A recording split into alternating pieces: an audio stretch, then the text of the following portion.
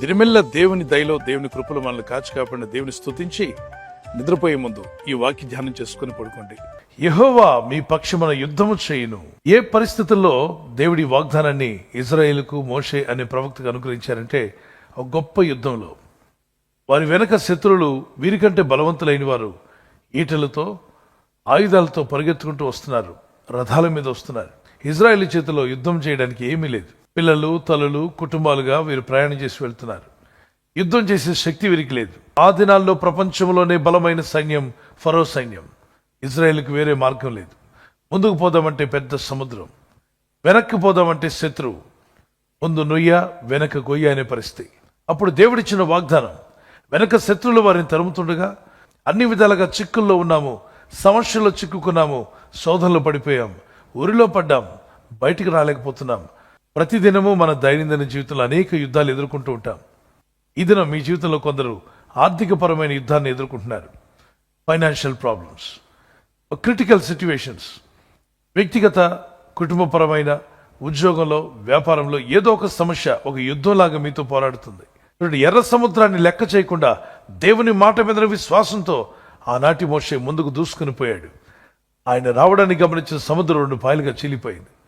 దేవుని వాగ్దానాన్ని నమ్మాడు, ముందుకు వెళ్ళాడు, సముద్రంలోనే మార్గం చూపించాడు దేవుడు. శత్రువులైన ఐగుప్తు సైన్యం ఇజ్రాయేల్ మీద పడకుండా ఒక పెద్ద అగ్నిస్తంభం వారిని ఆపివేసింది.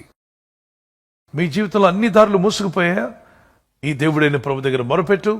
అద్భుతమైన దారి దేవుడు నీకు చూపించబోతున్నాడు. అద్భుతమైన మార్గం మీ కొరకు తెరవబడబోతుంది. ఎక్కడ మార్గం లేదు అక్కడ మార్గం తెరిచేవాడు, ఎక్కడ దారి లేదు అక్కడ దారి చూపువాడు, మూయబడిన ద్వారాన్ని తెరవగలడు.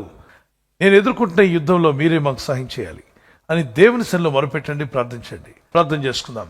పరిశుద్ధుడా పరలోకపు తండ్రి, మా పక్షంగా యుద్ధం చేయవాడు నీవే నాయన, మా యుద్ధంలో జరిగించేవాడు నీవే. ఈరోజు నీ ప్రజలమైనటువంటి మాకు ఎదురవుతున్న ప్రతి శోధన సమస్యలను, ఎటువంటి యుద్ధమైనా మీరు మా పక్షంగా యుద్ధం చేయబోతున్నారు, మాకు జయం ఇవ్వబోతున్నారన్న విశ్వాసము నిరీక్షణ కలిగి ప్రార్థనతో ముందుకు సాగే కృపను దయచేయండి. ఎదురవుతున్న సమస్యలు చూసి భయపడి బెదరక నిర్భయంగా నిలబడే కృపను మాకు దయచేయండి. నిబ్బరమైన మనసు మాకు ఇవ్వండి, ధైర్యం గల హృదయాన్ని మాకు ఇవ్వండి, విశ్వాసం కలిగి ప్రార్థించే ఆత్మను మాకు దయచేయండి. ఈ రాత్రి నెమ్మదితో పండుకొని సురక్షితంగా కాపాడబడినట్లుగా నీ అగ్ని కంచి వేసి మమ్మల్ని కాపాడండి. మీ చిత్తములో కొనసాగే కృప అందరికీ దయచేయమని యేసుక్రీస్తు ప్రశస్త నామములో వీరందరికీ చక్కని నిద్ర దయచేసి తెల్లవారు లేచి కృపను మాకు ఇమ్మని క్రీస్తు నామములో అడిగి వేడుకుంటున్నామా పరలోకపు తండ్రి, ఆమేన్. ఆమేన్. ఈ వాగ్దానాన్ని మీతోనే ఉంచుకోకుండా లైక్ చేయండి, షేర్ చేయండి. అనేకులు ఈ యొక్క ఛానల్ సబ్స్క్రైబ్ చేసుకోమని తెలియపరచండి. సబ్స్క్రైబ్ చేయని వారు కూడా సబ్స్క్రైబ్ చేయండి. Good night. God bless you.